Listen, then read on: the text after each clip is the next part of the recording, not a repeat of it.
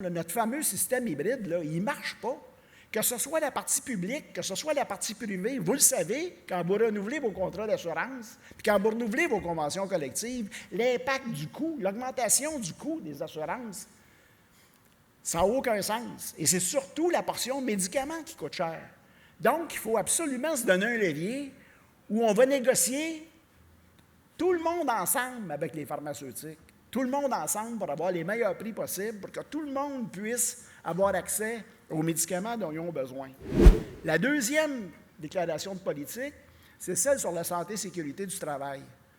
Vous savez, le gouvernement actuel, le ministre Boulay, nous a promis une réforme en santé et sécurité, puis ça a l'air, en tout cas, on nous dit que les boss ne seront pas contents, donc est-ce que nous, on sera contents? On le souhaite, parce qu'on s'est donné une loi avant-gardiste il y a 40 ans.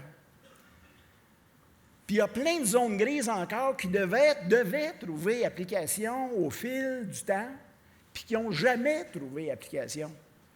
Fait que là, on est rendu, oui, on était avant-gardiste il y a 40 ans, là, on est rendu en queue de peloton, là.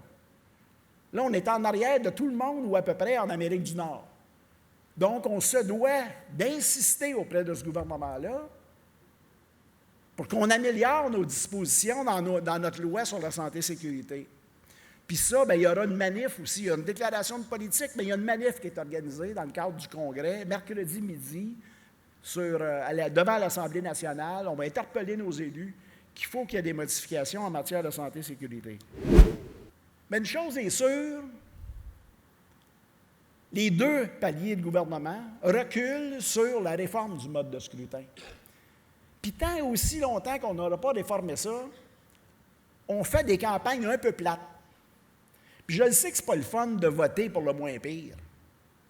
Il me semble que c'est plus le fun de voter positivement pour quelque chose, pour un parti qui nous attire, pour un parti qui nous fait rêver.